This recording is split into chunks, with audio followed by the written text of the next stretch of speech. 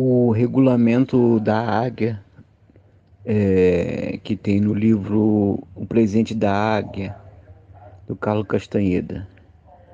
O poder que rege o destino de todos os seres vivos é chamado a águia, não por ser uma águia ou ter qualquer relação com ela, mas por aparecer ao observador como uma incomensurável águia negra, na sua postura ereta, com o corpo voltado para o infinito. Quando o observador olha a negrura de águia, quatro labaredas de luz revelam como a águia é. A primeira labareda, como um relâmpago, ajuda o observador a perceber os contornos do seu corpo, ver partes brancas semelhantes às suas penas e garras.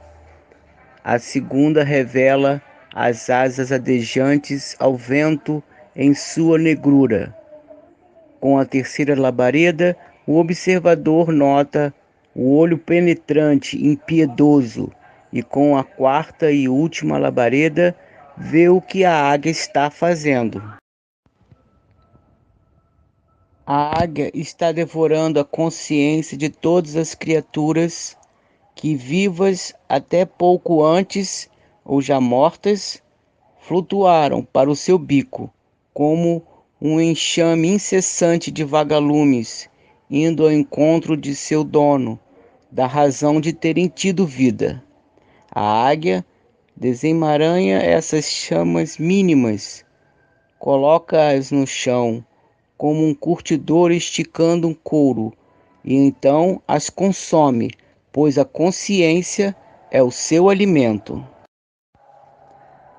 A águia, aquele poder que governa os destinos de todas as coisas vivas, reflete equanimemente e subitamente sobre todas essas coisas vivas. Não há nenhum modo, portanto, do homem suplicar à águia, pedir favores, esperar sua misericórdia. A parte humana da águia é insignificante demais para mexer com o seu todo. É só através das ações da águia que o observador pode saber o que ela quer. A águia, embora não movida pelas circunstâncias de qualquer coisa viva, concede um presente a cada um desses seres. A seu próprio modo, qualquer um deles, se desejar, tem o poder de manter a chama da consciência, o direito de transgredir os apelos de morrer e ser consumido. Toda coisa humana recebe o poder, se desejar, de buscar uma abertura à liberdade e atravessá-la. É evidente ao observador que vê a abertura e as criaturas que a atravessam que a águia concede esse presente a fim de perpetuar a consciência. Com a finalidade de guiar as coisas humanas até essa abertura, a águia criou o Naual. O Naual é um ser duplicado para quem o regulamento foi revelado, seja na forma de um ser humano, um animal, uma planta ou qualquer coisa viva. O Naual, em virtude de sua duplicidade, é levado a buscar aquela passagem secreta. Aos olhos do observador, um homem ou uma mulher Naual aparecem como um ovo luminoso com 4 compartimentos, ao contrário do ser humano padrão, que tem apenas 2 lados, o esquerdo e o direito. O Naual tem o lado esquerdo dividido em 2 longas seções e o lado direito igualmente dividido em 2.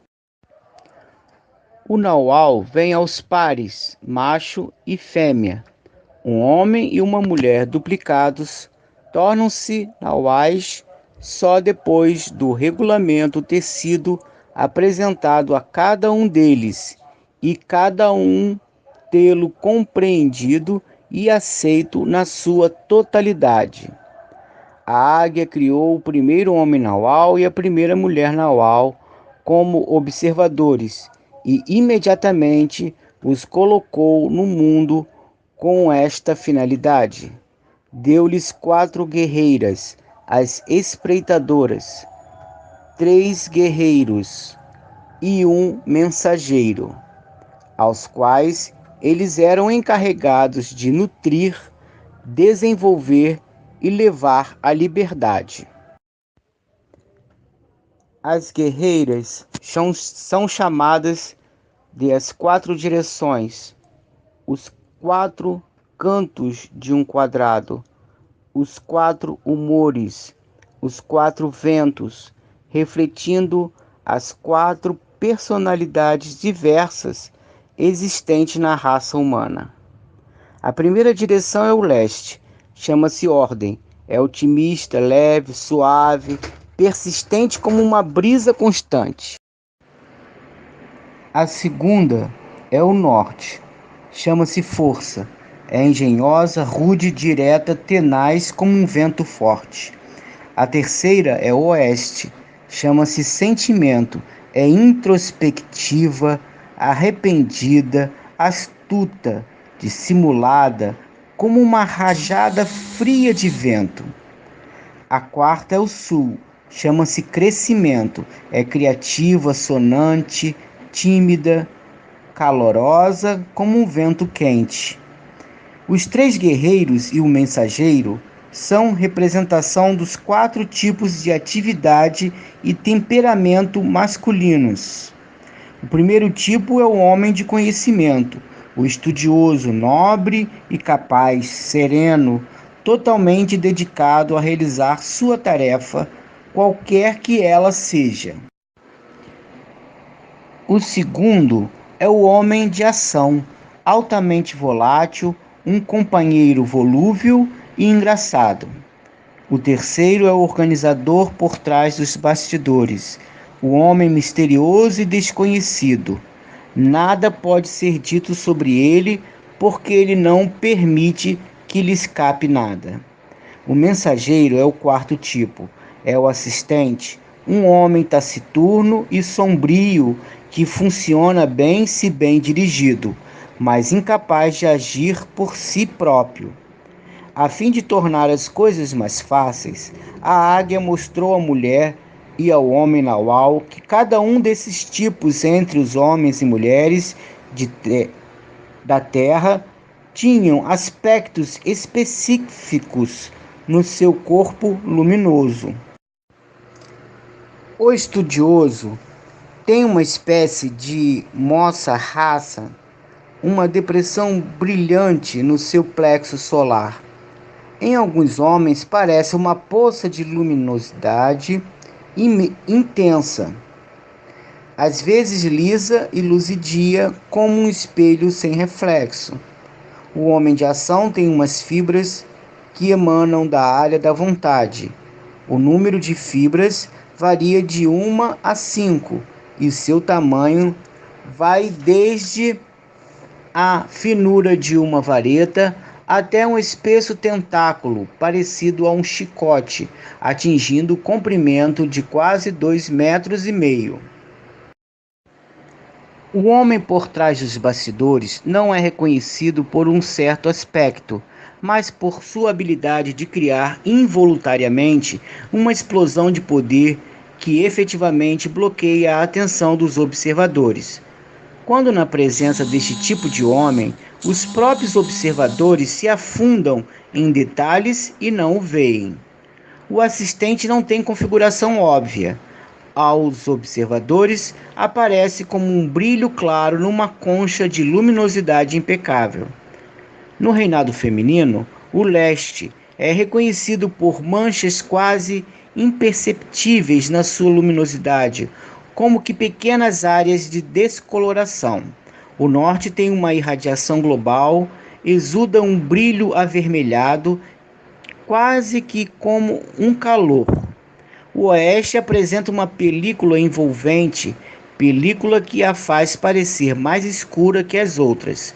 O sul tem um brilho intermitente, brilha um instante e depois fica opaco até brilhar novamente. O homem naual e a mulher naual têm dois movimentos diferentes nos seus corpos luminosos.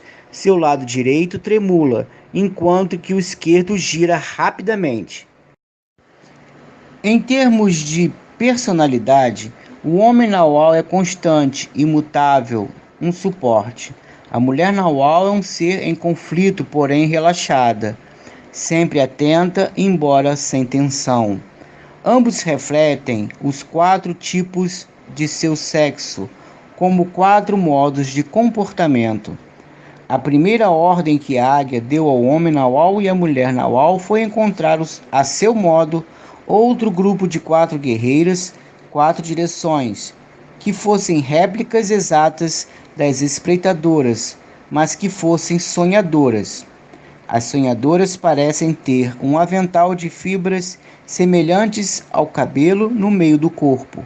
As espreitadoras têm um aspecto semelhante a esse, mas em lugar de fibras, o avental apresenta um sem número de protuberâncias pequenas e redondas. As 8 guerreiras dividem-se em 4 grupos, chamados planetas da direita e da esquerda. O planeta da direita é formado de 4 espreitadoras e o da esquerda de 4 sonhadoras.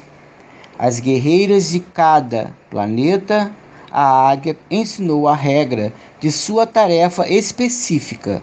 Às espreitadoras ensinou a espreitar. Às sonhadoras ensinou a sonhar. As duas guerreiras de cada direção vivem juntas. São tão parecidas que refletem uma a outra e só através da impecabilidade podem encontrar alívio e desafio na companhia uma da outra. A única vez em que as 4 espreitadoras ou as 4 sonhadoras se juntam é quando têm de realizar uma tarefa importante, mas só em circunstâncias especiais as 4 devem dar-se as mãos, pois o toque delas as funde num só ser e deve ser usado apenas em caso de necessidade extrema ou no momento de deixarem esse mundo. As duas guerreiras de cada direção são ligadas a um dos homens em qualquer combinação que seja necessária. Desse modo, formam um conjunto de 4 casas capazes de incorporar tantos guerreiros quanto preciso. Os guerreiros e o mensageiro também podem formar uma unidade independente de 4 homens, ou cada um pode funcionar como um ser sozinho, ditado pela necessidade. Em seguida, o Naual e seu grupo receberam a ordem de encontrar mais 3 mensageiros. Poderiam ser homens ou mulheres, ou de sexos misturados. Mas o mensageiro homem tinha de ser do quarto tipo, o assistente, e as mulheres tinham de ser do sul. Para se assegurar de que o primeiro homem naual guiaria seu grupo à liberdade, sem o desviar do caminho ou corrompê-lo, a águia levou a mulher naual para o outro mundo para servir de farol, guiando o grupo à abertura. O naual e seus guerreiros receberam ordem então de se esquecerem. Foram afundados na escuridão e ganharam novas tarefas, a tarefa de se lembrarem deles próprios e a tarefa de se lembrarem da águia. A ordem de esquecer era tão grande que todos se separaram. Não se lembravam de quem eram. A águia pretendia que, ao serem capazes de lembrar de si próprios novamente, encontrassem sua totalidade. Só então teriam a força e a antiguidade necessárias para procurar e enfrentar sua viagem definitiva. Sua tarefa final, depois de terem recuperado sua totalidade era conseguir um novo par de seres duplicados e transformá-los num novo homem Naual e uma nova mulher Naual, revelando-lhes o regulamento. E assim, como o primeiro homem e mulher Nauais tinham sido providos de um grupo mínimo, tinham de suprir o novo par de Nauais com 4 guerreiras espreitadoras, 3 guerreiros e um mensageiro. Quando o primeiro Naual e seu grupo estavam prontos a atravessar a passagem, a primeira mulher Naual esperava-os para guiá-los. Receberam ordens então de levar a nova mulher Naual com eles para o outro mundo, para servir de farol para seu povo, deixando o novo homem Naual na terra para repetir o ciclo. Enquanto neste mundo o número mínimo sob a liderança de um Naual é sempre 16, 8 guerreiras, 4 guerreiros, contando com o Naual e 4 mensageiros. No momento de deixar o mundo, quando a nova mulher Naual estiver com eles, o número passa a 17. Se seu poder pessoal permitir-lhe ter mais guerreiros, então devem ser acrescentados em múltiplos de 4.